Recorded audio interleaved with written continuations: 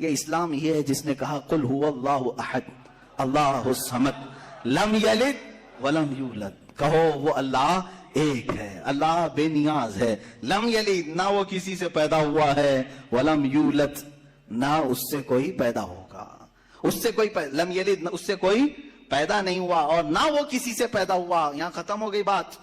اب نہ میرے خدا کا کوئی باپ ہے، نہ بیٹا ہے، نہ بھائی ہے، نہ بہن ہے، کہیں یہ تصور آئے گا ہی نہیں۔ تم ہم سے یہ سوال نہیں کر سکتے کہ اللہ کے آبا و اجداد کہاں ہے، اولاد کہاں ہے۔ ہم نے خدا کو مانا ہی ایسے ہے کہ وہ جسم و جسمانیت سے بھی پاک ہے، رشتہ داری سے پاک ہے، کوئی نہ اس کا ہمتا ہے، ایک ہی سب کی سنتا ہے۔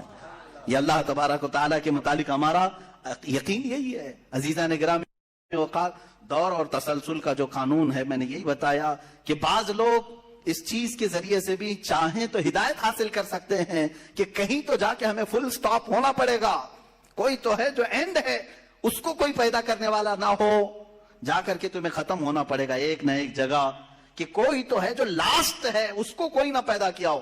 اگر اس کو بھی کوئی پیدا کیا ہے تو پھر یہ بھی بات ہے کہ اس کو بھی کوئی پیدا کیا ہوگا، تو ہمیں ایک ایسی ذات ماننی پڑے گی جس کو کوئی نہ پیدا کیا ہو، تبھی جا کر کے ہم یہ کہتے ہیں وہ جو ذات تم جا کر اینڈ ہوگے اسی کا نام اللہ رب العزت ہے، جس کو کسی نے پیدا نہیں کیا۔ یہ اسلام کا بہترین عقیدہ ہے۔ میرے عزیزو، توحید کسے کہتے ہیں؟ اب بات آتی ہے، وجود کی بات ہو گئی، اللہ ہے اتنا تو ماننا پڑے گا، اس کے لیے تو بہت ساری دلیلیں بچے بھی پکڑ کر کے بتا دیں گے۔ ایک خاتون، ہم نے بچپن میں پڑھا تھا، ایک بوڑھی عورت چرخہ سل رہی تھی، اس سے جا کر کسی نے پوچھا کہ اللہ ہے کہ نہیں ہے، تو اس نے کہا ہے۔ کیا دلیل ہے؟ کہا یہ میرا چرخہ جو سل رہا ہوں یہی دلیل ہے اللہ کی۔ کہا کہ کیسے؟ کہا یہ چرخہ، اس سے کپڑے سلتی ہوں، جب تک میں چلاتی نہیں یہ سلتا نہیں، مشین سلتی نہیں ہے کپڑے، اسی سے میں نے یہ یقین کر لیا کہ میرا چرخہ میرے چلائے بغیر نہیں چلتا، تو نظام کائنات پورا بغیر چلائے کیسے چلے گا؟ کوئی تو ہے۔ یہ ہو گئی بات وجود کی، کوئی تو ہے۔ اب آتی ہے توحید کی بات، کوئی تو ہے، اب ہمیں یہ بتانا ہے ایک ہی ہے۔ کوئی تو ہے لیکن وہ جو ہے وہ ایک ہی ہے۔ یہاں پر بھی ہمیں اسلام نے جو فلسفہ دیا ہے، قانون دیا، وہ بہت ہی پیارا ہے۔ اس کی وجہ کیا ہے میرے عزیزو؟ چلو اب ہم توحید کی طرف آتے ہیں۔ توحید کہتے ہیں ایک ماننا، ایک ماننا۔ حقیقت میں دیکھا جائے تو دنیا کے اکثر مذاہب میں توحید کا شروع میں درس رہا۔ عیسائیت جو آئی ان میں بھی تھا، بعد میں یہ تثلیث کے قائل ہو گئے۔ یہودیوں میں بھی اللہ کو ہی مانتے، خدا کو ہی ماننا ہے۔ ہندوؤں میں بھی ایک کا ہونے کا تصور کتابوں میں ان کے موجود ہے۔ یہ اور بات ہے کہ انہوں نے ملا دیا، مسالے لگا دیے، الگ الگ ہو گئے۔ خالص جو اپنے دین پر باقی ہے الحمدللہ وہ اسلام ہے۔ آج بھی اللہ رب العزت ہے اور وہ ایک ہے، ایک ہے۔ اس پر کیا دلیل ہے؟ اس پر بھی دلیلیں دینی ہوں گی مسلمانوں۔ عقلی دلیلیں بھی ہیں، نقلی دلیلیں بھی ہیں۔ نقلی دلیلیں ہمارے لیے، نقلی کا مطلب ہوا کسی جگہ سے ثابت ہے، قرآن سے، حدیث سے یہ ثابت ہے، تو یہ نقلی دلیل۔ عقلی جو عقل بھی جس کو تسلیم کرے، عقل جس کو ایکسپٹ کرے، وہ کیا ہے؟ اس بوڑھی عورت کا ہی میں بتا دوں جس نے چرخہ سلا، اور چرخے کو چلانے میں اس نے کہا کہ اللہ ہے، کوئی تو ہے، کیونکہ میری مشین بغیر چلائے نہیں چلتی۔ تو اس سے صاحب نے، جس نے سوال کیا، پوچھا کہ اچھا ہے تو کیا وہ ایک ہے کہ دو ہے؟ کہا نہیں ایک ہی ہے۔ کہا وہ کیسے؟ کہا دو ہو تو دیکھو تم سامنے بیٹھو، ادھر سے چلاؤ، میں ادھر سے چلاتی ہوں، پھر کپڑے کی کیا درگت بنتی ہے؟ تم اپنی طرف کپڑا کھینچ رہے ہوں گے، میں اپنی طرف کپڑا کھینچ رہی ہوں گی۔ اس سے میں نے یہ یقین کر لیا میرے کپڑے کو سلنے کے لیے میرے چرخے پر ایک ہی کا ہونا ضروری ہے۔ دو بیٹھیں گے تو کپڑا پھر پائجامے کی بجائے کرتا ہو سکتا ہے، کرتے کی بجائے بھی ہو سکتی ہے، کچھ بھی ہو سکتا ہے، کچھ بھی سل جاتا ہے۔ تو دو لوگ ایک مشین کو سلنے جائیں تو نظام درہم برہم ہو سکتا ہے، تو ایک پورے کائنات کا نظام اگر دو لوگ چلانے لگیں تو ایک دن ایک کہے گا نہیں میں آج بارش برساؤں گا، دوسرا کہے گا نہیں میں آج دھوپ ڈالوں گا، تیسرا کہے گا کہ نہیں میں آج چھاؤں ٹھنڈی پیدا کروں گا، تو یہ تو انہی کے درمیان جھگڑا ہوتا رہے گا۔ اسی لیے قرآن نے بھی کہا لَوْ كَانَ فِيهِمَا آلِهَةٌ إِلَّا اللَّهُ لَفَسَدَتَا، اگر ان کائنات میں، زمین و آسمانوں میں خدا کے علاوہ دو ہوتے تو ضرور اس میں فساد ہوتا، ضرور اس میں نظام درہم برہم ہوتا۔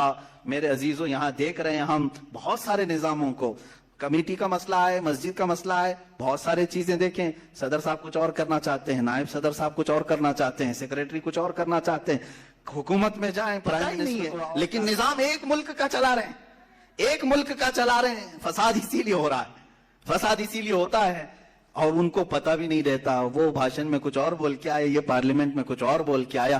یہ سب ہماری مثالیں جو میں آپ کو پیش کر رہا ہوں دیکھ کر کے سمجھنے کے لیے. ایک سے زیادہ جب ہوتے ہیں تو عقلوں کا ملنا ضروری نہیں، ہر ایک کی عقل الگ الگ چل سکتی ہے. اب آئیے، کوئی کہہ سکتا ہے نہیں بھائی اتحاد سے بھی تو کام ہو سکتا ہے، یونٹی سے بھی تو کام ہوتا ہے. کچھ جگہ ہوتا ہے نا. کوئی اگر کہے کہ خدا ایک نہیں دو ہیں اور دونوں مل کے کام کرتے ہیں، دونوں مل کے کام کرتے ہیں، تو اب میں آپ کو کہتا ہوں ایک نمبر والا خدا وہ کہتا ہے آج بارش برساؤں گا. 2 نمبر والا اگر اتحاد کرتا ہے اور کہتا ہے کہ نہیں ہاں تو جو کرے گا وہی میں کرتا ہوں، تو یہاں پر قانون یہ تفسیر میں فرمائے گا. دوسرا والا تو عاجز ہو گیا، وہ مختار نہیں ہے پھر فیصلہ لینے میں. اور عاجز جو ہوتا ہے وہ خدا نہیں ہوتا. خدا وہی ہوتا ہے جو مالک و مختار ہے، جو خود فیصلے لے گا اور اس میں کسی کو شریک نہیں کرے گا. تو اگر دوسرا والا مان گیا اس کی تو وہ خدا عاجز ہو گیا، اس کی اپنی نہیں چلی. دوسرے دن دوسرا چلایا اور پہلے والا راضی ہو گیا تو پہلا عاجز ہو گیا. تو خدا عاجز نہیں ہو سکتا. یہ ہمارا عقیدہ ہے. خدا وہی ہے جو قادر مطلق ہے، قادر مطلق، ہر چیز پر وہ خود فیصلے لیتا ہے، خود ہی اختیار رکھتا ہے. الحمدللہ اسلام کو اتنا پاک و صاف رکھا گیا ہے. خدا کا جو عقیدہ ہے ہمارے ہاں، عقیدہ توحید ہے، وہ انسان کے ذہن کو بھی پاک و صاف کرتا ہے. انسان کا ذہن بھی پاک و صاف رہتا ہے. اگر عقیدہ توحید تمہارا ہٹ گیا، میرے عزیزو توجہ چاہتا ہوں، توحید عقیدہ سمجھ گئے، اللہ کو ایک ماننے کا عقیدہ اگر ہٹ گیا تو پھر انسان اتنا ذلیل ہوتا ہے کہ پھر وہ ہر چیز کو خدا ماننے لگ جاتا ہے. چاہے وہ چوہا ہو کہ بلی ہو کہ سانپ ہو کہ مچھر ہو، کسی کے بھی سامنے جھکنے لگ جاتا ہے. توحید کا عقیدہ اگر ذہن سے ہٹ گیا، اللہ کو ایک اور بڑا ماننے کا عقیدہ ہٹ گیا، تو ہم نے ان لوگوں کو بھی دیکھا ہے جو عورتوں کی شرمگاہوں کو بھی عبادت کرتے ہیں، بہت ساری غلاظتوں کو بھی پوجتے ہیں. میرے عزیزو یہ کب آتی یہ چیز؟ جب عقیدہ توحید انسان سے ہٹ جاتا ہے تو وہ بہت ہی نیچے گر جاتا ہے. اللہ تعالیٰ نے ذہنوں کو پاک رکھنے کے لیے یہ ہمیں کتنا بہترین عقیدہ دیا ہے، اور وہ ایک ہے. اور الحمدللہ مسلمان اسے آج بھی ایک ہی مانتے ہیں. کئی چیزیں ہیں، میں یہ علم الہیات پر آج بات کرنا چاہتا تھا. پہلے وجود باری تعالیٰ اور دوسرے اللہ کے ایک ہونے پر. ایک ہونے پر سب سے بڑی دلیل یہ ہے، ایک سے زیادہ ہوں گے تو نظام درہم برہم ہو سکتا ہے، اور اب تک نظام درہم برہم نہیں ہوا. اس کا مطلب ہے کہ ایک ہی چلا رہا ہے، ایک ہی چلا رہا ہے. سورج کو جس طرح سے اس نے سالوں سے چلایا ہے، چاند کو جس طرح چلایا ہے، موسموں کا آنا جانا. قرآن خود یہ کہتا ہے، میں نے آیت خطبے کے بعد یہی تلاوت کی، ان فی خلق السماوات والارض واختلاف اللیل والنہار، بے شک زمینوں کی پیدائش میں، آسمانوں کی پیدائش میں اور رات و دن کے آنے جانے میں تمہارے لیے بہت بڑی نشانیاں ہیں کہ ایک ہی ہے، ایک ہی ہے جو اس کو اپنی مرضی سے بنایا ہے، اپنی مرضی سے بنایا ہے. عزیزان گرامی وقار، ہندوؤں میں بھی ایک ہونے کا عقیدہ تھا کہ ایک خدا ہے. بہت ساری کتابیں ہیں جس کو میں نے پڑھا ہے جس میں کہا گیا ہے سنسکرت میں کہ وہ ایک ہی ہے، ایک ہی ہے. لیکن ہوا یہ کہ بعد میں ان تعلیمات میں مکسنگ کیسے آئی. جیسے ہمارے یہاں فرشتوں کا تصور ہے، جبرائیل ہیں، میکائیل ہیں، اسرافیل ہیں، اسرائیل علیہ السلام. جو ملائکہ ہیں وہ اللہ تبارک و تعالیٰ نے انہیں مختلف کاموں پر لگایا ہے. میکائیل علیہ السلام بارش برساتے ہیں، روزی پہنچانے کے کام میں ہیں. اسرائیل علیہ السلام روح نکالتے ہیں. تو ان ملائکہ کو جس طرح سے ہمارے ہاں تصور دیا گیا اللہ کے فرشتے، تو ان لوگوں نے ان دوسرے کاموں کو دیکھ کر ہر ایک چیز کا الگ الگ خدا بنا لیا. ہواؤں کا خدا الگ، بارش کا خدا الگ، آگ کا خدا الگ، پانی کا خدا الگ. یہاں پر دھوکہ کھا گئے. وہ خدا نہیں ہے، وہ خدا کے فرشتے اللہ تبارک و تعالیٰ نے جن کو ان کائنات کے کاموں پر لگایا. ہمارا عقیدہ میں بتا رہا ہوں.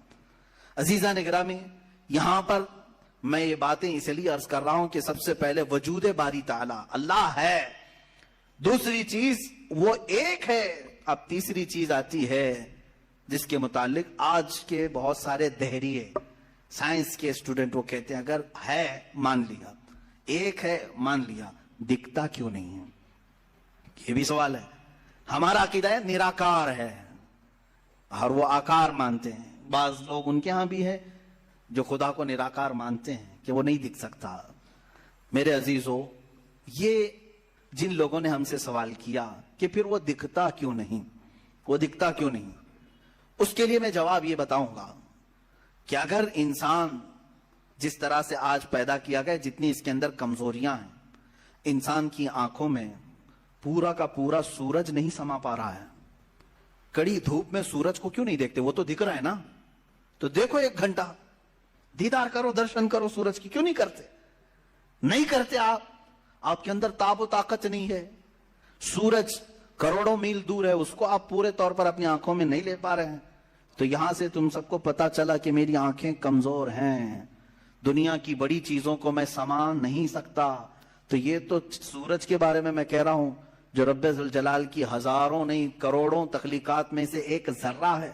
اس ایک ذرے کو ہماری آنکھیں نہیں سما پاتی تو پورے کائنات کے خدا کو، رب ذوالجلال کی تجلیات کو کیسے سما پائیں گے؟ آنکھوں میں کیسے اسے سما سکتے؟ اسی لیے اللہ نے قرآن میں فرمایا لا یدرکہ الابصار، اس کو کوئی آنکھ گھیر نہیں سکتی. وہ کیوں؟